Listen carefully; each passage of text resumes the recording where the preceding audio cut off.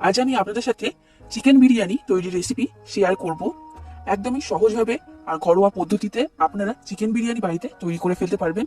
আর এই বিরিয়ানিটা দোকানের মতো ঝরঝরে আর একদমই পারফেক্ট তৈরি হবে। আর বন্ধুরা, এত সহজে যে চিকেন বিরিয়ানি তৈরি করা যায়, এই ভিডিওটা পুরোটা না দেখলে আপনারা বিশ্বাসই করতে পারবেন না। আর যারা প্রথম প্রথম বিরিয়ানি তৈরি করছেন বা যাদের বিরিয়ানি তৈরি করলে পারফেক্ট হয় না, তারা এই ভিডিওটা দেখে বাড়িতে বিরিয়ানি বানাতে পারেন। একদমই দোকানের মতো পারফেক্ট তৈরি হবে। তাই বন্ধুরা, আপনারা এই ভিডিওটা পুরোটা দেখতে থাকুন। বিরিয়ানি তৈরি করার জন্য আমি এখানে 500 গ্রাম বাসমতি চাল নিয়েছি। এবার জল দিয়ে এই চালটাকে ভালো করে 2 থেকে 3 বার জল পাল্টিয়ে ধুয়ে নিতে হবে। তো দেখুন বন্ধুরা, 3 বার আমি জল পাল্টিয়ে চালটাকে ধুয়ে নিয়েছি। এবার জল দিয়ে এই চালটাকে আমি 1 ঘন্টা ভিজিয়ে রেখে দেবো।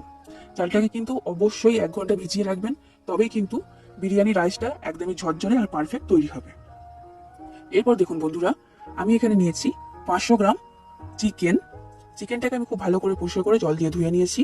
এবার এর মধ্যে আমি দিয়ে দিচ্ছি সামান্য পরিমাণ লবণ, বড় চামচের 1 চামচ কাশ্মীরি লাল লঙ্কার গুঁড়ো। এরপর দিচ্ছি খুবই সামান্য পরিমাণ হলুদের গুঁড়ো। হলুদ এখানে খুব বেশি ব্যবহার করবেন না, সামান্য পরিমাণ ব্যবহার করতে হবে। এরপর দিচ্ছি বড় চামচের 1 চামচ জিরে গুঁড়ো আর বড় চামচের 1 চামচ ধনে গুঁড়ো। এরপর এর মধ্যে দিয়ে দিচ্ছি আমি পাতিলেবুর রস।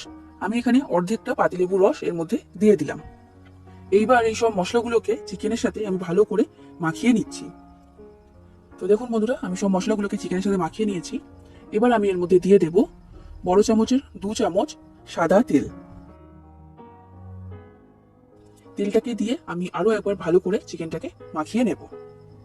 তো দেখুন বন্ধুরা, চিকেনটাকে আমার খুব ভালোভাবে মাখানো হয়ে গেছে আর সব মশলাগুলো চিকেনের গায়ে ভালোভাবে লেগে গেছে। এবার চিকেনটাকে আমি ম্যারিনেট হওয়ার জন্য ঢাকা দিয়ে রেখে দিচ্ছি। এরপর আমি এখানে নিয়েছি আলু। আলুটাকে কাটার পর আমি জল দিয়ে ভালো করে পরিষ্কার করে ধুয়ে নিয়েছি। এবার এই আলুর মধ্যে আমি দিয়ে দিলাম সামান্য পরিমাণ লবণ আর সামান্য পরিমাণ হলুদের গুঁড়ো। হলুদের গুঁড়োটা দিয়েছি একটা খুব সুন্দর রং হওয়ার জন্য। তো এই লবণ আর হলুদটাকে আমি আলুর সাথে খুব ভালো করে মিশিয়ে নিলাম। আলুটাকে আমি সরিয়ে রেখে দিলাম। তো এরপর দেখুন বন্ধুরা, আমি এখানে 4টে পেঁয়াজকে এরকম বড় বড় সাইজ করে কেটে নিয়েছি। এরপর নিয়েছি 10 থেকে 12টার মতো কাঁচা লঙ্কা। এরপর আমি এখানে নিয়েছি একটা আদা। আমি এখানে 3 ইঞ্চি মাপের একটা আদাকে এইরকম ছোট ছোট টুকরো করে কেটে নিয়েছি। আর এরপর নিয়েছি 20 থেকে 22 কোয়া রসুন। এবার পেঁয়াজ, কাঁচা লঙ্কা, আদা আর রসুন আমি একটা মিক্সি জারের মধ্যে নিয়ে নিলাম। এবার এগুলোকে আমি একসাথে দিয়ে একটা পেস্ট তৈরি করে নেব। তো দেখুন বন্ধুরা, এই পেস্টটা আমার তৈরি করা হয়ে গেছে। এরকম একটা পেস্ট আমি তৈরি করেছি। এবার এটাকে আমি সরিয়ে রেখে দিচ্ছি। এরপর আমি গ্যাসের মধ্যে কড়াইতে জল গরম হতে আগে বসিয়ে দিয়েছিলাম।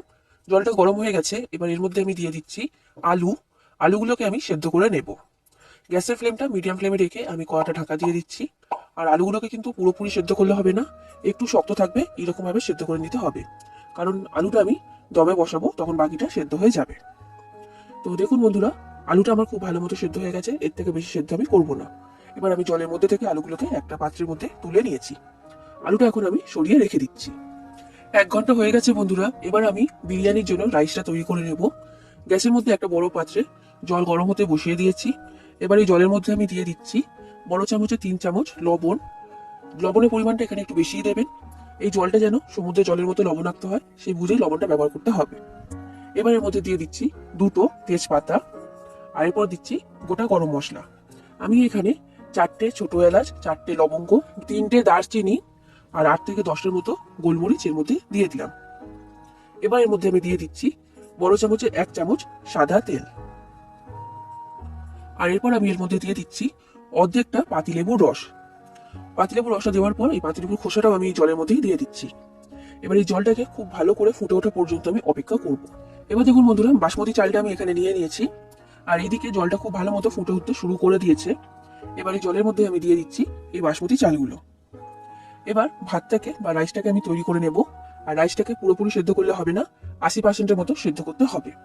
পুরোপুরি সেদ্ধ হয়ে গেলে কিন্তু ভাতটা একদমই ঝরঝরে তৈরি হবে না। তো দেখুন বন্ধুরা, 4 থেকে 5 মিনিটের মতো সময় লেগেছে ভাতটা তৈরি হতে। এর থেকে বেশি আমি আর সেদ্ধ করব না, একটু শক্ত রেখে ভাতটাকে আমি নামিয়ে নিচ্ছি। আর এই জলের মধ্যে থেকে ভাতটাকে ছেঁকে আমি একটা ঝুড়ির মধ্যে তুলে নিচ্ছি। তো দেখুন বন্ধুরা, আমি সব ভাতটাকে এই ঝুড়ির মধ্যে তুলে নিয়েছি। এর মধ্যে যেটুকু ফ্যান রয়েছে সেটা ভালো মতো যাতে ঝরে যায়। এবার এই ভাতগুলোকে বা রাইসগুলোকে আমি এরকম থালার মধ্যে চাড়িয়ে রেখে দিচ্ছি। এইভাবে থালার মধ্যে চাড়িয়ে দিলে ভাতগুলো একটার সাথে একটা জড়িয়ে যাবে না, একদমই ঝরঝরে তৈরি হবে। তো দেখুন বন্ধুরা, দুটো থালার মধ্যে আমি এই ভাতগুলোকে এইভাবে চাড়িয়ে রেখে দিয়েছি। এখন এগুলোকে আমি সরিয়ে রেখে দিচ্ছি। এরপর আমি গ্যাসের মধ্যে একটা কড়া বসিয়ে দিয়েছি, আর কড়ার মধ্যে আমি দিয়ে দিয়েছি পরিমাণ মতো সাদা তেল। তেলটা গরম হয়ে গেছে।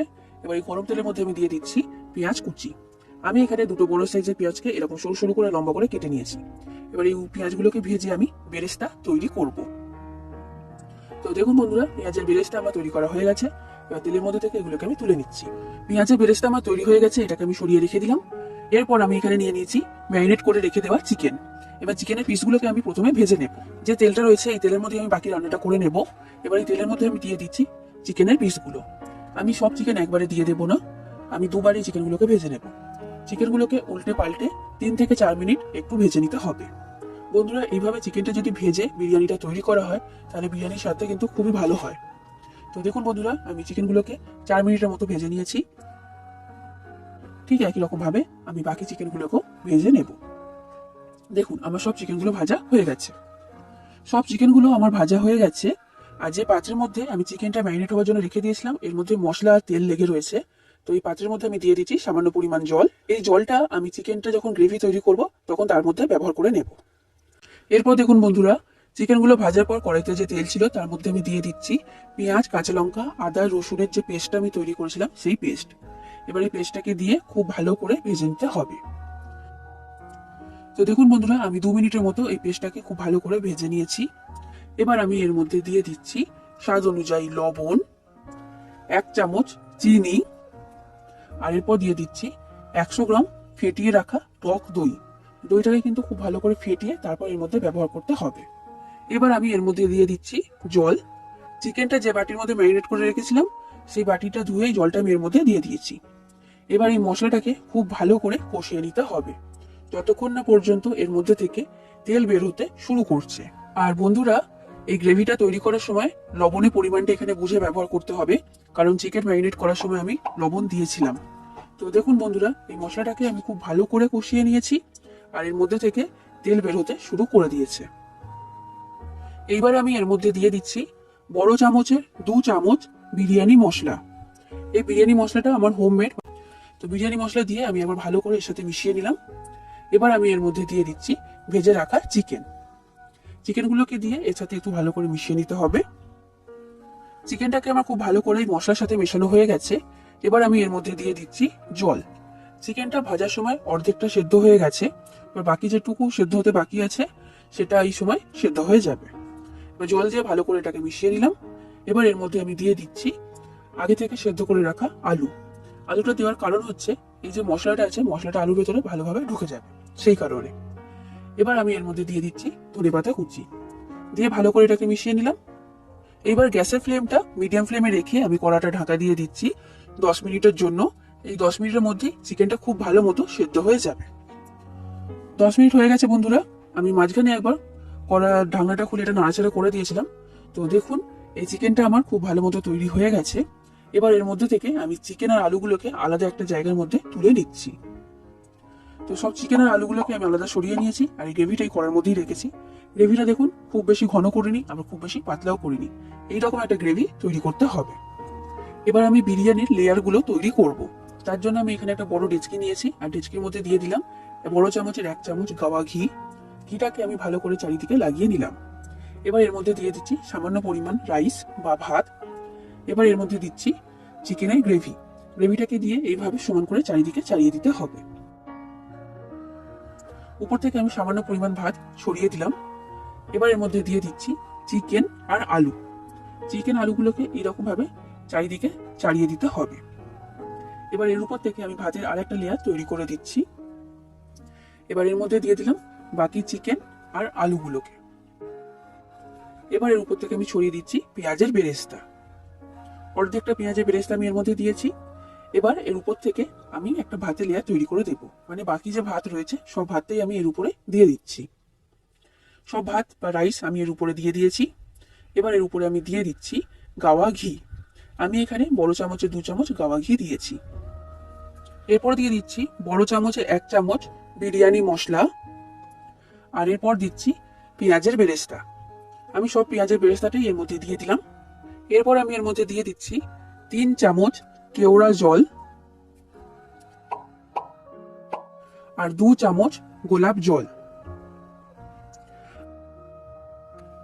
এরপর দেখুন বন্ধুরা, আমি এখানে ছোট বাটির 1 বাটি দুধের মধ্যে কেশর আর ফুড কালার মানে কেশর ফুড কালার এর মধ্যে মিশিয়ে রেখে দিয়েছিলাম।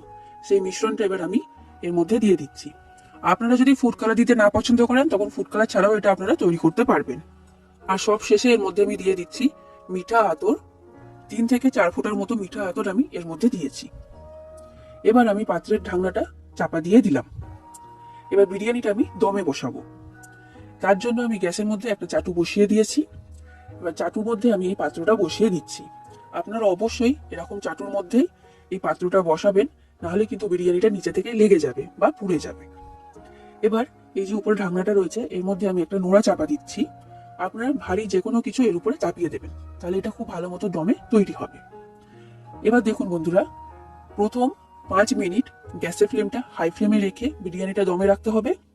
5 মিনিট হয়ে যাবার পর গ্যাসের ফ্লেমটা কমিয়ে 10 মিনিট দমে রাখবেন। একদমই লো ফ্লেমে রাখতে হবে তখন। সব মিলিয়ে মোট 15 মিনিট বিরিয়ানিটাকে দমে দিতে হবে। তো দেখুন বন্ধুরা, বিরিয়ানিটা আমি 15 মিনিট দমে দিয়েছিলাম। বিরিয়ানিটা এখন আমার তৈরি হয়ে গেছে। গ্যাসের ফ্লেমটা আমি বন্ধ করে দিয়েছি। এখনই আমি বিরিয়ানিটা নামাবো না বা ঢাকনাটা খুলবো না। এইভাবে আমি আরো 10 থেকে 15 মিনিট বসিয়ে রেখে দেবো। তারপর আমি বিরিয়ানির ঢাকনাটা খুলে নেব। তো দেখুন বন্ধুরা, আমি আরো 15 মিনিট এইভাবেই রেখে দিয়েছিলাম। এবার আমি আপনাদেরকে দেখাচ্ছি যে বিরিয়ানিটা কেমন তৈরি হয়েছে। খুব সুন্দর একটা গন্ধ বের হচ্ছে বিরিয়ানির মধ্যে থেকে। আর দেখুন রাইসগুলো একদমই ঝরঝরে তৈরি হয়েছে। এবার এই বিরিয়ানিটাকে আমি একটা প্লেটের মধ্যে তুলে দিচ্ছি। দেখুন দোকানের মতোই একদম পারফেক্ট তৈরি হয়েছে। তো তাহলে বন্ধুরা, এইভাবে আপনারা বাড়িতে অবশ্যই একবার বিরিয়ানি তৈরি করুন। আশা করছি আপনাদের সকলের রেসিপিটা খুবই ভালো লেগেছে। আর রেসিপিটা ভালো লাগলে লাইক, শেয়ার, কমেন্ট করতে ভুলবেন না। আর চ্যানেলটাকে অবশ্যই সাবস্ক্রাইব করে দেবেন। তাহলে বন্ধুরা, আজ আসি। আবার দেখা হবে অন্য কোনো দিন অন্য কোনো রেসিপির সাথে। ধন্যবাদ।